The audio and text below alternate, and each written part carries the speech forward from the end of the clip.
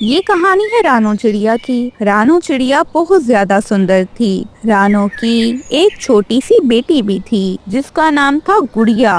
गुड़िया भी अपनी माँ की तरह ही बहुत सुंदर थी। रानो चिड़िया अपनी बेटी गुड़िया को अपने घर से ज्यादा देर तक बाहर नहीं रहने देती थी और जब भी गुड़िया बाहर जाती रानो अपनी बेटी के साथ ही जाती। गुड़िया अभी छोटी थी, उसका कोई बहन भाई भी नहीं था। रानो अकेले ही गुड़िया का ख्याल रखती थी। ऐसे काफी समय बीत जाता है और अब गुड़िया बड़ी हो गई थी। अब गुड़िया जब बाहर जाती तो कोई ना कोई उसकी तारीफ कर देता। गुड़िया नदी पर पानी पीने गई, वहाँ पर कबूतर की पत्नी बैठी थी। वह गुड़िया को देखकर कहती है, गुड़िया तुम तो बहुत सुंदर हो, सच में तुम अपनी माँ की तरह ही हो। रानो चिड़िया भी जब तुम्हारी उम्र की थी तो बहुत ज्यादा सुंदर थी। जंगल के सारे पक्षी रानो की तरह सुंदर होना चाहते थे।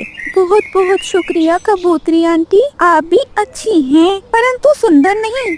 और कुछ दिन बाद फिर गुड़िया अपनी माँ के साथ अपनी नानों वाले जंगल गई। उधर भी गुड़िया को एक लाल तोता देखकर कहता है, अरे तुम तो बहुत सुंदर हो, मैंने आज से पहले कभी तुम जितनी प्यारी चिड़िया नहीं देखी। अरे शुक्रिया, मुझे पता है मैं सुंदर हूँ। कोई मुझे सुंदर कहता है तो मुझे बहुत अच्छा लगता है। तुम्हें पता है हर कोई ही मेरी तारीफ करता है। मुझ जैसा इस दुनिया में और कोई नहीं है। बस फिर ऐसे समय के साथ साथ गुड़िया में बहुत घमंड आने लगा। अब तो गुड़िया को कोई अच्छा नहीं लगता था। गुड़िया को लगता था कि उससे सुंदर तो इस दुनिया में कोई नहीं है, वह सबसे सुंदर है। हर कोई उसकी तारीफें जो करता था। अब तो गुड़िया का व्यवहार भी सबके साथ बिल्कुल बदल चुका था। पहले वह फिर थोड़ा अच्छे से बात करती थी, किसी से लड़ाई नहीं करती थी, किसी की सूरत का ऐसे मजाक न उड़ाया करती थी। परंतु अब वह हर किसी का मजाक उड़ाती, हर किसी से लड़ाई करती, सबको बुरा भला कहती। अरे काली कवि, तुमने भला मुझसे सुंदर कोई पक्षी देखा है इस दुनिया में? मुझसे सुंदर इस दुनिया में कोई नहीं, मैं सबसे सुंदर हूँ, तुमसे भी। हाँ, तुम्हारे साथ तो मेरा कोई मुकाबला ही नहीं। कहाँ तुम काली और कहाँ मैं इतनी प्यारी सी चिड़िया। हाँ तुम बहुत सुंदर हो, परंतु मुझे काली कवि न कहो। अच्छा तो तुम्हें मैं गोरी कवि कहूँ क्या? अपनी शक्ल देखो आईने में, काली ही हो तुम, काली कवि। मेरा नाम लाली कवि है, मेरी माँ का नाम गोरी है। तो तुम लाल हो, तुम ना ही लाल हो और ना ही तुम्हारी माँ गोरी होगी, बदसूरत कहीं के कव्वे। गुड़िया की ये बातें जंगल की अच्छी परी सुन लेती है। अच्छी परी को गुड़िया पे बहुत गुस्सा आ जाता है और अच्छी परी फौरन से गुड़िया को एक बहुत काली चिड़िया में बदल देती है। गुड़िया एकदम से इतनी बदसूरत हो जाती है कि उसे देखकर वो कवि हैरान रह गई। गुड़िया अब जोरों से रोने लगी। माफ कर दें, माफ कर दें, गलती हो गई, मुझसे बहुत बड़ी गलती हो गई। मुझे मजाक नहीं उड़ाना चाहिए था। मैं दोबारा कभी किसी का मजाक नहीं उड़ाऊंगी। प्लीज मुझे पहले की तरह कर दें। परंतु अच्छी परी गुड़िया को ठीक नहीं करती।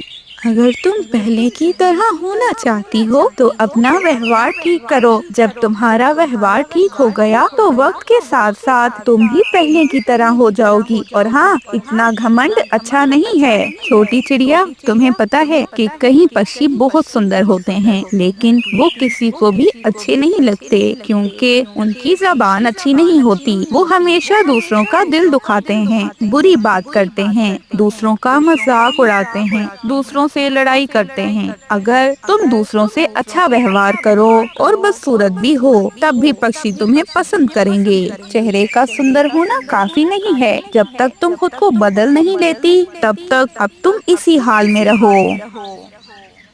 बस अब क्या था, अब गुड़िया बहुत पछता रही थी। वह अब अपना व्यवहार ठीक करती है सबके साथ, वह किसी से बुरा व्यवहार नहीं करती। परंतु काफी समय तक गुड़िया ऐसे ही रहती है।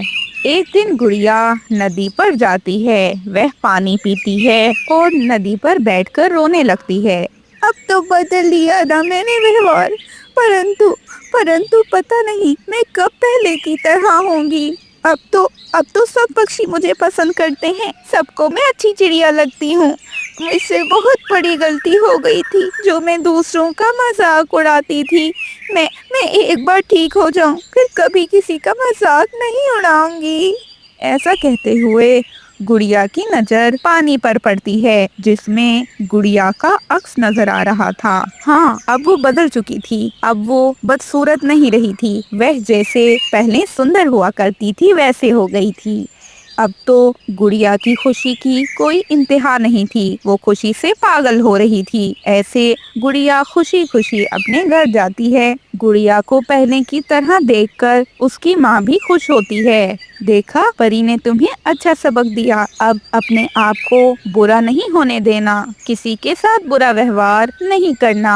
माँ, मैं कभी किसी के साथ बुरा व्यवहार नहीं करूँगी, ना कभी किसी से लड़ाई करूँगी। मुझे कुछ पैसे दें, मैं जंगल के पक्षियों में मिठाई बांटना चाहती हूँ। रानू ने गुड़िया को पैसे दे दिए। फिर गुड़िया वहाँ से सीधा कबूतर के पास जाती है और उससे मिठाई खरीद लेती है। फिर गुड़िया जंगल के पक्षियों के पास जाती है और उन्हें मिठाई देती है।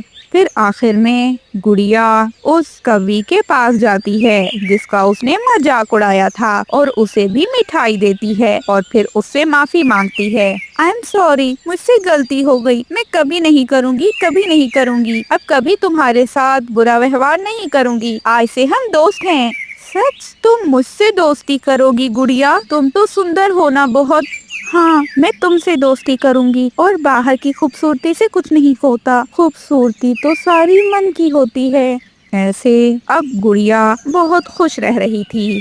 पूरे जंगल के पक्षी डरे हुए थे, कोई भी अपने घर से बाहर नहीं निकल रहा था। पक्षी घरों में भूखे प्यासे बैठे थे। सबको लग रहा था जैसे जंगल में कोई भूत आ गया हो। ये सब इसलिए था क्योंकि बाजू चील, जो कि बहुत बूढ़ी चील थी, उसने रात के समय छुप छुप कर पक्षियों के घरों से उनके बच्चों को गायब करना शुरू कर दिया था। अब पक्षियों को तो लग रहा था कि ये कोई भूत है, क्योंकि जब भी किसी के घर बाजू चील उसका बच्चा चुराने आती तो अपने ऊपर सफेद कपड़ा डाल देती ताकि सबको लगे कि कोई भूत आया है।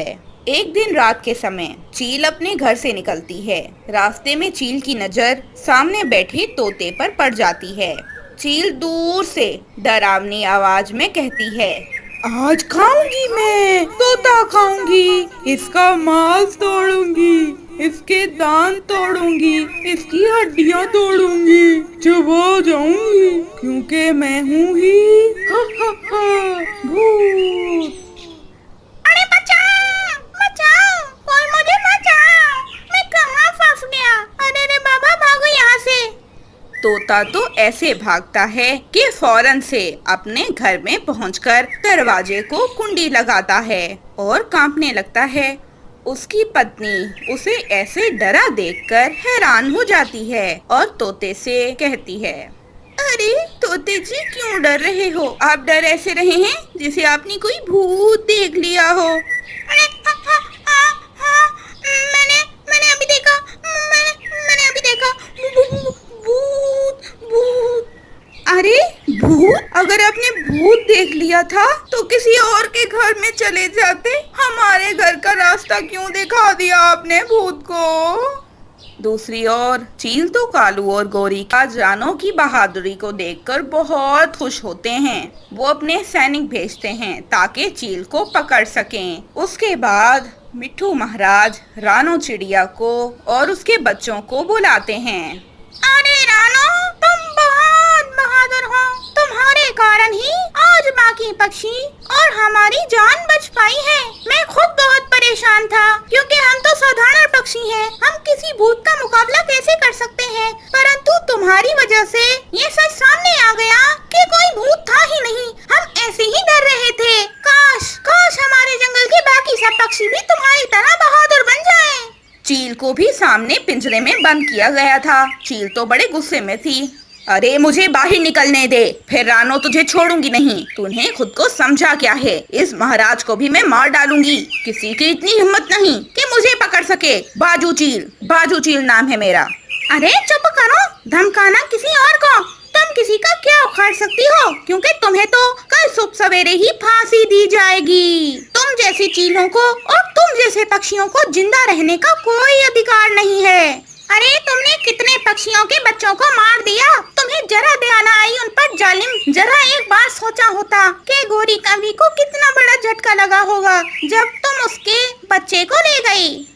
रानो चिड़िया भी बोल पड़ती है, अरे तोते महाराज, मैंने जो भी किया अपने बच्चों को बचाने के लिए किया। मैं उन्हें मरता तो नहीं देख सकती थी। मुझे पता नहीं था कि ये कोई भूत नहीं बल्कि एक चील है। आप इस जालिम चील को फांसी की सजा दें ताकि ये आजाद ना हो, क्योंकि अगर ये आजाद हुई तो ये फिर कोई ना कोई तरीका ढूंढकर मासूम पक्षियों को मारेगी और उनकी बद्दुआएं लेगी। ऐसे अगले दिन चील को फांसी दी जाती है। गौरी भी पास थी। वो तो चील को फांसी होता देखकर बहुत खुश थी। इसके साथ अच्छा हो रहा है। इसने मेरी जिंदगी बर्बाद कर दी। मेरे जग्गू को मार दिया इसने। अब चील को फांसी दी जा चुकी थी। बहुत अच्छी खबर है। कौन सी अच्छी खबर है, हमें भी बताओ। कहीं कालू ने चोरी करना तो बंद नहीं कर दी?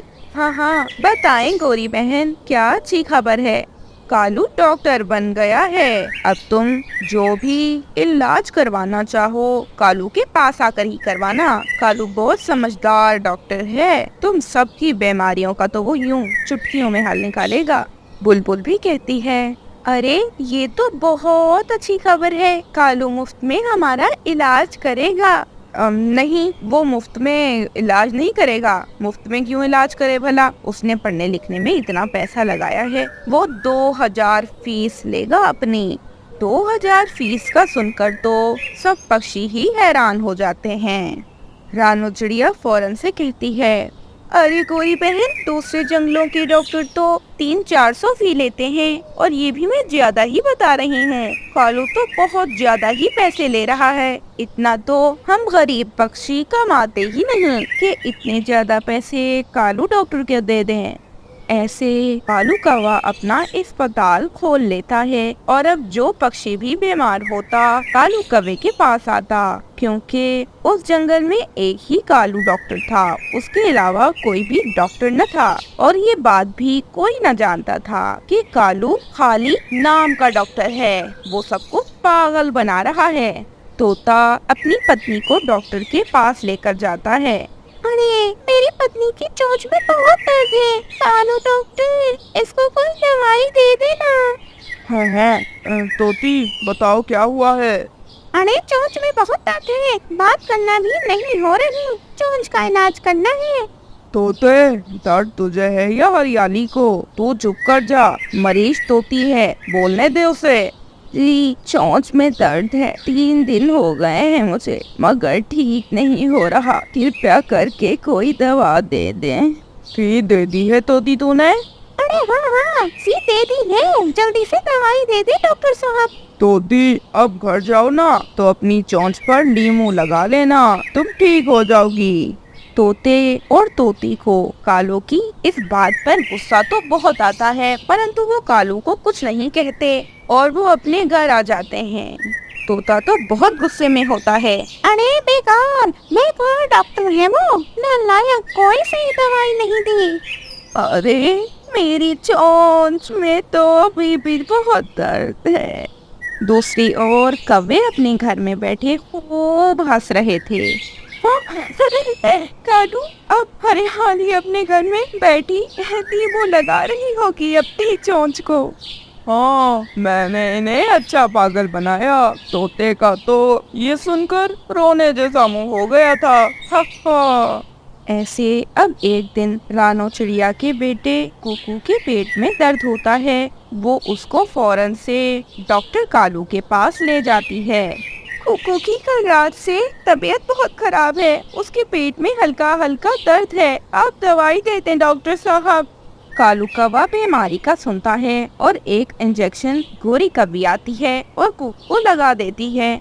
गलत इंजेक्शन लगते ही कुकू की तबीयत तो बहुत ज्यादा ही बिगड़ जाती है। ये क्या कर दिया आपने? मेरा बेटा ठीक आया था और अब इसकी तबीयत इतनी खराब हो गई है। कुकू की तबीयत खराब होता देखकर कालू डॉक्टर बहुत डर जाता है, क्योंकि उसे भी पता था कि उन्होंने गलत दवाई दी है। उसे तो यही ना पता था कि गलत दवाई कौन सी है और सही कौन सी है, क्योंकि वो तो बस नाम का ही डॉक्टर था। ऐसे गलत दवाई मिलने के कारण कुकू की मौके पर ही मृत्यु हो जाती है। रानो चिड़िया बहुत रोती है। तुम नकली डॉक्टर हो, तुम्हारे किए की सजा जरूर मिलेगी। तुम्हारे इलाज के कारण मेरा बेटा मर गया। ऐसे रानो चिड़िया कौवों की शिकायत पुलिस में करती है और पुलिस जब तहकीक करती है तो पता चलता है कि कालू तो नकली डॉक्टर है। फिर पुलिस कालू कौवे को अरेस्ट कर लेती है। कालू और उसका साथ देने के जुर्म में उसकी पत्नी गोरी कौवी दोनों ही अरेस्ट होते हैं। ऐसे अब कौवे अपनी बाकी की जिंदगी जेल में ही बिताते हैं। परंतु अब उस जंगल में कोई डॉक्टर न था और जो नकली डॉक्टर ने चिड़िया का नुकसान कर दिया था वो भी कम न था। रानो चिड़िया को पक्षी अब तसल्ली देने आया करते। रानो चिड़िया एक दिन तोते से कहती है, अरे तोती बहन, मेरे मासूम बच्चे ने क्या बिगाड़ा था उन काले कौवों का, जो उन्होंने मेरे बेटे को गलत दवा दे दी और उसे मार दिया। अरे गलती हमारी है, न जाने हम उस बेकार डॉक्टर के पास गए ही क्यों। हमें कालू और गोरी पर कभी विश्वास नहीं करना चाहिए था। वो बुरे हैं, वो बहुत बुरे हैं। कबूतर अपने बेटे कीकी को बुलबुल के बेटे बुलबुले के साथ दूसरे जंगल पढ़ाई करने भेजता है। काफी समय बाद अब उनके जंगल में भी डॉक्टर था जो कि बहुत अच्छा डॉक्टर था और उस डॉक्टर का नाम था डॉक्टर कीकी और डॉक्टर बुलबुला। ऐसे आहिस्ता आहिस्ता उस जंगल में बहुत से डॉक्टर्स हो जाते हैं। दूसरी ओर कालू और गोरी तो सारी जिंदगी के लिए जेल में बंद थे। कुकू का जन्मदिन। कुकू का 2 दिन बाद जन्मदिन था। गुड़िया अपने भाई का जन्मदिन बड़े धूमधाम से मनाना चाहती थी, मगर गुड़िया के पास पैसे बहुत कम थे। वो भी उसने बड़ी मुश्किलों से अपने गुल्लक में जमा किए थे। अब वो बहुत परेशान थी। कुकू को भी अपना जन्मदिन अच्छे से याद था। वो गुड़िया के पास आता है और गुड़िया से कहता है, बहन गुड़िया, आपको याद है ना 2 दिन बाद क्या है? क्या भाई, मुझे तो याद नहीं। आप जाओ, मुझे काम करने दो। मैं मम्मा से पूछता हूँ। माँ आपको तो याद ही होगा कि 2 दिन बाद क्या है। गुड़िया अपनी मम्मा को चुप रहने का इशारा करती है। फिर मम्मा चिड़िया ऐसा कहती है, जी बेटा, मुझे बहुत काम है, आप मुझे तंग न करो। जाओ जाओ, बाहर खेलो बच्चों के साथ, जब देखो शरारतें ही करते रहते हो। कुकू नाराज होता हुआ अपने दोस्तों के पास चला जाता है। गुड़िया भी अपनी मम्मा के पास आ जाती है। माँ, मैं अपना गुल्लक तोड़ दूं क्या? जो पैसे निकलेंगे मैं उसका भाई को गिफ्ट लेकर दूंगी। मेरा भाई बहुत खुश होगा।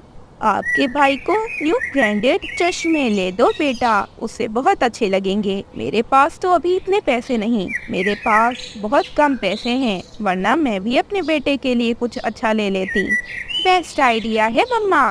फिर ऐसे गुड़िया गुल्लक तोड़ देती है। गुल्लक से 300 ही निकलते हैं। गुड़िया वो पैसे लेके ऐनक की शॉप पे आती है। मम्मा चिड़िया भी गुड़िया के साथ ही थी। अंकल छमछम, उस ऐनक की क्या कीमत है? ये पूरा 600 रुपए का है। गरीब चिड़िया, आप इतना नहीं ले पाओगी, आप कोई सस्ता सा ले लो। अंकल आप बहुत महंगा दे रहे हो, थोड़ा सस्ता करो ना। छमछम अंकल जी, मैं अपने बच्चे के लिए ऐनक लेना चाहती हूँ। 2 दिन बाद ही उसका जन्मदिन है, आप ये हमें 300 में दे दे। नहीं, मेरी पूरी दुकान में कोई इतना सस्ता भी नहीं है। अगर तुम अफोर्ड नहीं कर सकते तो जाओ, मेरा समय न जाया करो। न जाने कहाँ कहाँ से आ जाते हैं ऐसे पक्षी। अब नेक्स्ट टाइम जब मेरी दुकान पे आओ तो पैसे लेकर ही आना, वरना ना आना। फिर गुड़िया अपनी मम्मा को कहती है, मम्मा मम्मा कोई बात नहीं, हम इस बार भाई को केक ही खिला देंगे, गिफ्ट नेक्स्ट टाइम सही। फिर ऐसे जिस दिन कुकू का जन्मदिन था उस दिन मम्मा चिड़िया और गुड़िया चुपके से कुकू को बिना बताए केक लेने ही जाती हैं। वो केक लेकर वापस आ रही थी कि रास्ते में उन्हें गोरी कवि मिलती है। हाय, ये केक किसके लिए लाई है चिड़िया रानी? बहुत स्वादिष्ट लग रहा है ये केक। कुकू का आज जन्मदिन है गोरी बहन, उसके लिए ही ले जा रही हूँ। मैंने सब पक्षियों को बुला लिया है, आप भी आ जाना। इतने छोटे से केक के लिए पूरे जंगल के पक्षी इकट्ठा कर रही हो चिड़िया। इतना सा केक देखकर तो कुकू नाराज हो जाएगा। बहन, मेरे पास इतने ही पैसे हैं कि छोटा सा केक ले सकूं। अगली दफा मैं अपने कुकू के लिए बहुत अच्छा केक लूंगी। चलो ठीक है, तुम जाओ अपने घर, मैं बाकी पक्षियों के घर जा रही हूँ। फिर रानो चिड़िया और गुड़िया अपने घर और गोरी कबूतर के घर जाती है। ओए गंदी आंखों वाले कबूतर, कुकू का जन्मदिन है। हाँ, वो तो मुझे पता है, चिड़िया दीदी ने बताया था। तो क्या मुंह उठाकर ही चले जाओगे? कोई गिफ्ट भी लोगे ना? गोरी बहन, गिफ्ट वगैरह तो मैंने ले लिया है। फिर ऐसे गोरी कवि सब पक्षियों को इकट्ठा करती है और सब पक्षी एक बड़ा सा केक ले लेते हैं। सभी पक्षी मिलकर कुकू के लिए और गुड़िया के लिए भी बहुत सारे गिफ्ट खरीद लेते हैं। दूसरी ओर गुड़िया और रानो चिड़िया ने मिलकर पूरे घर को अच्छे से सजा लिया था। कुकू तो अपने दोस्तों के साथ खेलने गया हुआ था, वो अब तक घर न लौटा था। कुकू अपने घर आए इससे पहले ही कबूतर, तोता और कालू कौवा और उसकी पत्नी गोरी कवि उसके घर आ जाते हैं। वो तो कुकू के लिए गिफ्ट भी लाए थे और बड़ा केक भी। फिर ऐसे कुकू भी देर से घर आ जाता है। जब वो घर आता है तो सारी बत्तियां बंद थी। कुकू इधर उधर देखता है, फिर अचानक से रोशनी होती है और सब पक्षी कहते हैं, happy birthday Kuku, happy birthday Kuku. Kuku की खुशी की तो इंतहा न थी, वो तो उछल रहा था। फिर ऐसे केक कट किया जाता है और कुकू सभी पक्षियों को थोड़ा थोड़ा केक खिलाता है। जंगल में बारिश भी शुरू हो जाती है। रानो चिड़िया ने तो बुलबुल को इनवाइट किया था और बुलबुल तो अभी अपना गिफ्ट लिए रास्ते में ही थी कि बारिश हो गई। रानो का घर ज्यादा दूर न था। बुलबुल बड़ी मुश्किल से रानो के घर आती है और कुकू को उसका गिफ्ट देती है। आंटी बुलबुल, आप तो लेट हो गई, पर थैंक यू, आप इतनी बारिश में भी मेरे लिए गिफ्ट लाई, मुझे बहुत खुशी हुई। सच में मैं बहुत लकी हूँ, आप सब मुझसे इतना प्यार करते हो। बेटा, जब मेरे बुलबुले का जन्मदिन था तब एक बार आपके पापा और आपकी मम्मा ने भी हमें सरप्राइज दिया था, मैं आपको कैसे भूल सकती हूँ। रानो बहन, बारिश के मौसम में पकोड़े बहुत अच्छे लगते हैं। कबूतर की ये बात सुनकर तो गोरी कभी भी फौरन से कहती है, हाँ, पकोड़े ही क्यों, आज तो चिड़िया रानी हमें खिचड़ी भी खिलाएगी। फिर ऐसे रानो चिड़िया सबके लिए खिचड़ी और पकोड़े बनाती है। बारिश के मौसम में सबको खिचड़ी और पकोड़े खाने का बहुत मजा आता है। गोरी कवि पकोड़ों के साथ सबको चाय बनाकर भी देती है। ऐसे वो रात सब पक्षी रानो के घर ही बिताते हैं। रानो चिड़िया ने मिट्टी का घर बनाया हुआ था। वो मिट्टी के घर में रहा करती थी। वो बहुत खुश थी क्योंकि मिट्टी के घर में उसको ज्यादा गर्मी भी नहीं लगती थी। एक दिन रानो चिड़िया के घर तोता आता है। अरे बहन, तुम्हारा घर तो इतनी गर्मी के मौसम में भी ठंडा ठंडा है। मैं भी आपके जैसा घर बनाना चाह रहा हूँ। जी जी, मिट्टी का घर ठंडा ही होता है, आप भी यही घर बना लो। हाँ, मैं यही घर बनाऊंगा, तुम्हारा घर तो एसी से कम नहीं है रानो। फिर ऐसे तोता भी अपने लिए मिट्टी का घर बना लेता है और तोता सभी को यही कहता है कि सब मिट्टी का घर बना लें। अरे तो पुतलिया, तुम भी अपने लिए प्यारा सा सुंदर सा घर बना लो मिट्टी का। मैंने तो रानों के कहने पर मिट्टी का घर बना लिया और मुझे तो ये फैसला बहुत अच्छा लगा। हाय मजा आ गया, मेरा घर तो एसी से कम नहीं है। हो, अच्छा घर है तुम्हारा। मैं भी ऐसा ही घर बनाऊंगा। सच में तुम्हारा घर एसी से कम नहीं है। अब तो रानो चिड़िया की देखा देखी कुछ और पक्षियों ने भी अपने अपने मिट्टी के घर बना लिए थे। सभी पक्षी खुशी खुशी उन मिट्टी के घरों में रह रहे थे। कालू और गोरी ने तो अपना घर नहीं बनाया था। कालू, रानो ने अपना अच्छा घर बना लिया, तुम क्यों नहीं बना लेते हमारे लिए भी प्यारा सा मिट्टी का घर? पूरे जंगल के पक्षियों ने ही घर बना लिए मिट्टी के, बस हम दोनों ही रह गए हैं। मैं नहीं बनाने वाला मिट्टी का घर, मगर तुम फिक्र न करना, मैं रानो से उसका घर छीन लूंगा। हाँ ठीक है, मगर बारिशों से पहले पहले उसका घर छीन लेना। ऐसा ना हो कि बारिश के मौसम में तुम उसका घर भी न छीन पाओ और हम बारिश में भीगते भी रहें। फिर ऐसे जिस दिन बारिश का संकेत देने वाला पक्षी आता है, कालू कौवा भी वहीं पर मौजूद होता है। कौन से जंगल में बारिश हो जाएगी, कौन से जंगल में बारिश हो जाएगी। अपने घर को पक्का करो, भोजन का बंदोबस्त करो। पक्षी ऐसा कहते हुए वहाँ से चला जाता है। कालू कौवा गोरी के साथ रात को रानो के घर जाता है। मजेदार मजेदार, बहुत ही ज्यादा मजेदार। मजा आया, बहुत ज्यादा मजा आया। हाँ मजा आया, मुझे तो बहुत ज्यादा ही मजा आया। स्वादिष्ट, बहुत स्वादिष्ट। कालू भाई और गोरी बहन, किस चीज में मजा आया? क्या है स्वादिष्ट? रानो, जाओ और जाकर तोते से बिरयानी ले लो। बहुत स्वादिष्ट बिरयानी तोता बांट रहा है जंगल में। मगर मेरे बच्चे अकेले हैं, मैं इनको छोड़कर तो नहीं जाना चाहती। तो क्या आप मेरे बच्चों को बिरयानी ला दोगे? मुझे भी बिरयानी खाने का बहुत मन कर रहा है। ऐसा करो कि तुम चली जाओ रानो, हम है ना, हम रखेंगे ना तुम्हारे बच्चों का ध्यान। तुम जाओ, मैं हूँ ना, गोरी है ना, तुम्हारे प्यारे प्यारे बच्चों का ध्यान रखेंगे। आप दोनों का बहुत बहुत शुक्रिया। मैं जल्दी से जाती हूँ और स्वादिष्ट बिरयानी लेकर वापस आ जाती हूँ। और फिर ऐसे रानो चिड़िया वहाँ से चली जाती है। दूसरी ओर गोरी कबीर और कालू कौवा चिड़िया के छोटे छोटे बच्चों को घर से निकाल देते हैं। मैं शिकायत करूंगी आपकी कबीर अंकल, आप और गोरी आंटी बहुत बुरे हो। इतने में बादल जोर से गरजता है और बारिश भी शुरू हो जाती है। ये देखकर तो फूफू भी रोना शुरू कर देता है। बारिश भी हो रही है अंकल, हमें घर में आने दो, प्लीज हमें घर में आने दो ना। चुप करो बदतमीज चिड़िया के बच्चे, मेरा ज्यादा दिमाग ना खराब करो। तुम्हारी माँ ने ये सुंदर सा घर जो बनाया है, इसके लिए ही तो तुम्हें हमने घर से निकाला है। अब ये घर हमारा है। और हाँ, जब तुम्हारी माँ आए ना तो उसे बता देना कि ये घर अब से कालू और गोरी का है, अब इस घर की तरफ ना आए। फिर रानो चिड़िया जब वापस आती है तो उसके बच्चे बाहर बारिश में बैठे भीग रहे थे। क्या हुआ बच्चों, घर के बाहर क्यों हो?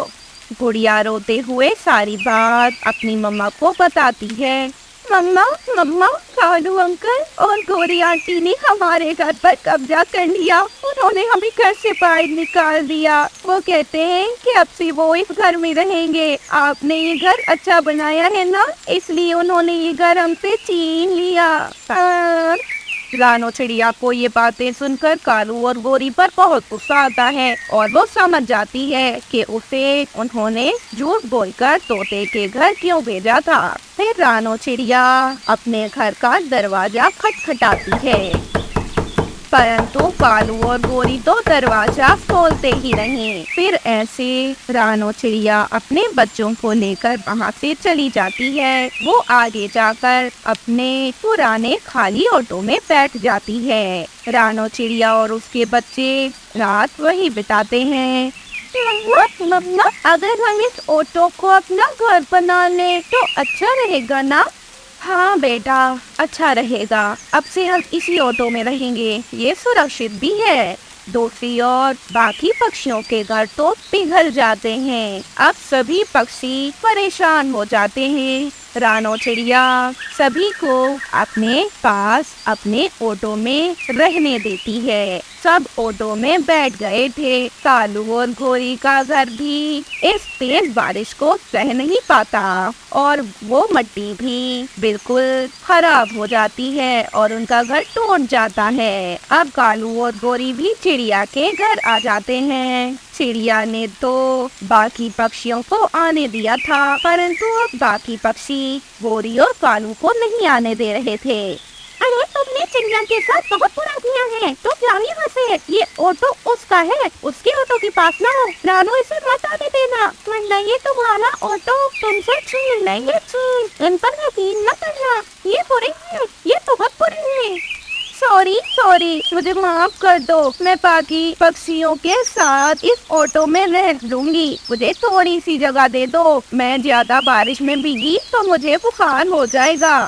फिर रानो चिड़िया गोरी की बात सुनकर मुस्कुराते हुए उसे भी आने देती है। फिर ऐसे बारिशों के दिन सब पक्षी उसी ऑटो में रहकर बिताते हैं।